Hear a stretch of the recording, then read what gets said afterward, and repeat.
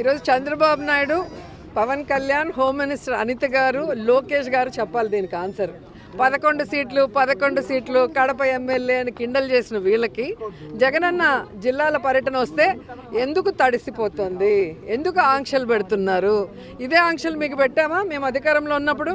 చంద్రబాబు నాయుడు తిరిగాడు, పవన్ కళ్యాణ్ తిరిగాడు, లోకేష్ కూడా పాదయాత్ర అని చెప్పి ఒక పాదయాత్ర చేశాడు. అది ఎవరు కూడా చూడని పాదయాత్ర. ఎప్పుడైనా ఆంక్షలు పెట్టామా? అంటే జగన్మోహన్ రెడ్డి గారు జనంలోకి వస్తే తెలుగుదేశం పార్టీ ఈవీఎంల ద్వారా గెలిచిపోయిందన్న విషయం పబ్లిసిటీ అవుతుంది కాబట్టి వాళ్ళు ఏదైతే సూపర్ 6 కానీ 143 మేనిఫెస్టోలో చెప్పినవి చేయకుండా జగనన్న ఇస్తున్నవి కూడా ఇస్తామని చెప్పి ఇవ్వకుండా పోవటాన్ని ప్రజలందరూ కూడా జగనన్న వెనక వెళ్తూ ఆయనకు చెప్తున్నారు. కాబట్టి వాళ్ళు చేసిన తప్పులు, వాళ్ళు చేస్తున్న అవినీతి ఏదైతే ఇప్పుడు ఉందో, ఇసుక కానీ, మద్యం కానీ, గంజాయి కానీ, డ్రగ్స్ కానీ, ఇవన్నీ బయటకు వస్తున్నాయన్న భయంతో, బాధతో ఈ ఆంక్షలు తప్ప ఎందుకు ఆంక్షలు నాకు చెప్పాల్సిన అవసరం వాళ్ళు ఉంది. మీరే చెప్పారు కదా, మీరే చూశారుగా 11 సీట్లని ఏ విధంగా ఎగతాళి చేశారు. 11 సీట్లు ఉన్న వాళ్ళ గురించి ఎందుకు భయపడుతున్నారు మరి? అండ్ రెండవది, ఈరోజు సీరియస్గా డిస్కషన్ చేసింది పిఎస్సీలో ఏంటంటే జగన్మోహన్ రెడ్డి గారికి Z+ కేటగిరీ భద్రతను కల్పించాలి. కానీ వీళ్ళు కోర్టుకు కానీ కేంద్ర ప్రభుత్వానికి కల్పిస్తున్నామని అబద్ధం చెప్తూ ఎక్కడా కూడా భద్రత కల్పించడం లేదు. రోప్ పార్టీస్ లేదు, పోలీసుల ప్రొటెక్షన్ లేదు. పోలీసులు ఏం పని చేస్తున్నారు? నియోజకవర్గాల్లో నోటీసులు ఇచ్చి మీరు మీటింగ్కి వెళ్తే మీ మీద రౌడీ షీట్లు తీస్తామంటారు, లేదంటే చెక్ పోస్టుల దగ్గర కార్లు పట్టుకోవడం, బైకులు పట్టుకోవడం, ప్రజల్ని కొట్టి పోలీస్ స్టేషన్లో కూర్చోబెట్టడం, జగన్ గారి మీటింగ్లు పోగొడతారు. దీనికి పోలీసుల్ని ఉపయోగిస్తున్నారు. లేదంటే లోకల్ ఎమ్మెల్యేలు ఎవరైతే కూటమి ప్రభుత్వం వాళ్ళు చెప్తున్నారో వాళ్ళకి నచ్చని వాళ్ళు వైఎస్ఆర్సీపీకి స్ట్రాంగ్ ఉన్న క్యాడర్ మీద తప్పుడు కేసులు పెట్టి లోపల పెట్టడానికి యూజ్ చేస్తున్నారు తప్ప ఒక ప్రతిపక్ష నాయకుడు, ఒక ముఖ్యమంత్రిగా పనిచేసిన జగన్ గారు జిల్లా పర్యటనకు వస్తే కనీస భద్రత కూడా లేకపోవడం చాలా బాధాకరం. మీరు చూశారు పొదిలీకి వెళ్ళినప్పుడు కానీ, రాప్తాడుకి వెళ్ళినప్పుడు కానీ. నేనైతే కళ్ళారా చిత్తూరుకి మ్యాంగో రైతుల కోసం వచ్చినప్పుడు చూశాను. ఒక్క పోలీస్ అంటే ఒక్క పోలీస్ ఆ మార్కెట్ యార్డ్లో ఉన్నారా? జనాలు ఎలా మీద పడి జగన్ గారిని వాళ్ళ వైపుకు లాగేసుకుంటున్నారు అభిమానంతో మనం చూసాం. అంటే జగన్ గారిని ఏదో ఒకటి చేయాలన్న తపన అనేది ఈ కూటమి ప్రభుత్వంలో కనిపిస్తుంది. ఎందుకంటే చంద్రబాబు నాయుడు సొంత తండ్రి లాంటి ఎన్టీఆర్ గారికే పార్టీ లాక్కొని చెప్పులేసి ఆయన చావుకు కారణమైన వ్యక్తి కాబట్టి కుట్ర రాజకీయాలు చేయటము, వెన్నుపోటు రాజకీయాలు చేయటం చంద్రబాబు నాయుడుకి వెన్నతో పెట్టిన విద్య. కాబట్టి జగన్మోహన్ రెడ్డి గారి భద్రత గురించి మేమంతా ఆందోళన చెందాం. అందరం కూడా పిఎస్సీలో దాని మీద డిస్కస్ చేశాము. మేము న్యాయ పోరాటం దీని మీద చేయాలనుకుంటున్నాం. కేంద్రకు కూడా ఇన్ఫార్మ్ చేసి ఆయనకి భద్రత పెంచే విధంగా అడుగులు ముందుకు వేయాలి. అలాగే పార్టీ నుంచి ప్రతి జిల్లాలో నుంచి మరి జగన్ గారికి భద్రత కల్పించే విధంగా మేము ముందుకు వెళ్ళాలనుకుంటున్నాం.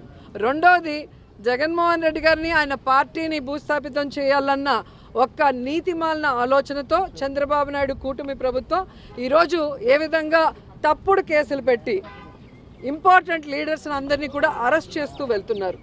మిథున్ రెడ్డి గారు కానీ, కాకాని గోవర్ధన్ రెడ్డి గారు కానీ, చెవిరెడ్డి గారు కానీ, ఇప్పుడు వాళ్ళు కాదని ఇంకా వాళ్ళ పిల్లల్ని, మొన్న చూస్తే హారిక గారు జెడ్పీ చైర్మన్ ఆవిడ భర్త మీద దాడి చేసి కార్లు పగలగొట్టి బూతులు తిట్టి మళ్ళీ ఆవిడ మీదే కేసు పెట్టడం అనేది ఈ ఒక్క ప్రభుత్వంలో, ఈ ఒక్క రాష్ట్రంలోనే జరుగుతుంది.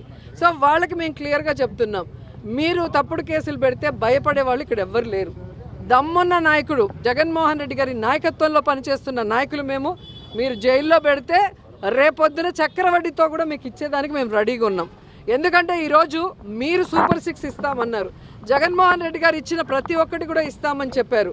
ఇవి కాక మేనిఫెస్టోలో 143 ఐటమ్స్ పెట్టి ఒక్కటి కూడా చేయకుండా ఈరోజు ప్రజల్ని డైవర్ట్ చేసేదానికి ఈరోజు ఈ విధంగా తప్పుడు కేసులు పెడుతున్నారు అనేది ప్రజల్లోకి వెళ్తుంది.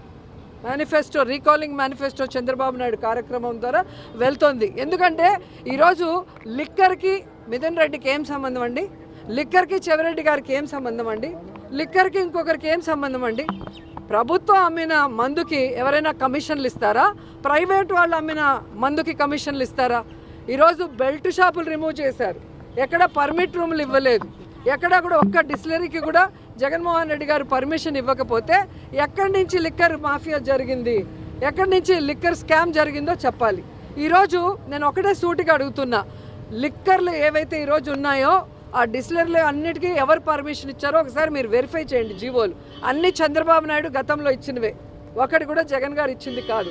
ఆ డిస్టిలరీలో నుంచి ఈరోజు స్కామ్ జరిగింది అంటే, నాసి రకం మందు ఇచ్చినారంటే వాళ్ళ మీద ఎందుకు కేసులు పెట్టలేదు, ఆ డిస్టిలరీని ఎందుకు మూసేయలేదు, వాళ్ళ మీద ఎందుకు ఎంక్వైరీ చేయలేదని నేను అడుగుతున్నా.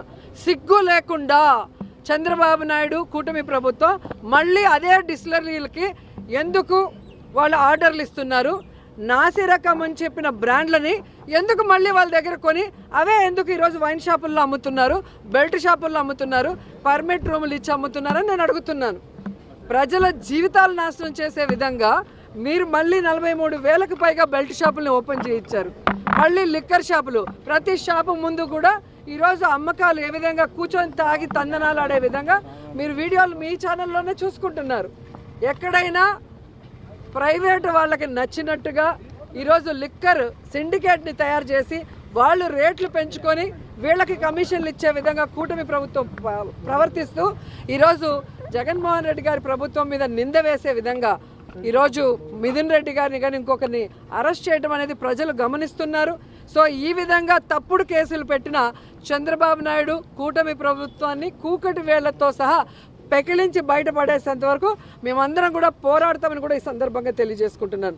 అండ్ ఈరోజు తెలుగుదేశం పార్టీకి చెప్తున్నాను, ప్రశాంతి గారికి ఏదో జరిగిపోయిందని అన్ని ఛానల్లో డిస్కషన్ పెట్టి ప్యానెల్ మీటింగ్లు పెట్టి మళ్ళీ ప్రసన్న కుమార్ రెడ్డి ఇంటికి పోయి ఆయన ఇల్లు డ్యామేజ్ చేసింది మీరు అందరూ చూశారు.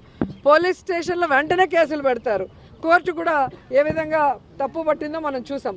కానీ నా విషయంలో అంత వల్గర్గా మాట్లాడుతుంటే అదే ప్రశాంతి పెంచి పోషిస్తున్న ఆర్పి, అదే వేమిరెడ్డి గారు పెంచి పోషిస్తున్న ఆర్పి అన్ని రకాలుగా మాట్లాడుతుంటే ఎందుకు పోలీసులు కేసు పెట్టట్లేదు, కోర్టులో ఎందుకు సుమోటోగా తీసుకొని అలాంటి వాళ్ళకి బుద్ధి చెప్పట్లేదని నేను అడుగుతున్నాను.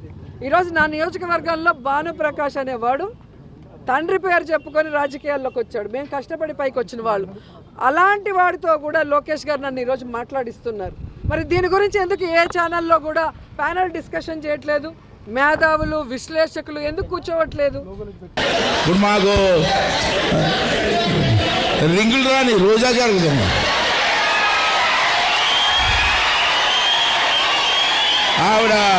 ఆవిడేమో ఏ మంత్రి,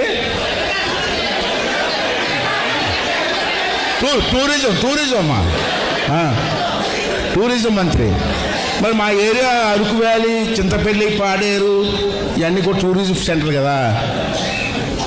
ఒకసారి విశాఖపట్నం వస్తే ఏమమ్మా మా టూరిజంకి ఏమైనా శాంక్షన్ చేసేవంటే నా సొగసు చూడు మాయా అంటది. అది కాదమ్మా మాకేమన్నా ప్రాజెక్ట్ ఇచ్చావంటే నా సొగసు చూడు మాయా అని. ఏడు చూస్తాం సొగసు, ఏడు కర్మ. మంత్రి ఇటువంటి దౌర్భాగ్య నాగరికులు అందరూ మంత్రులు.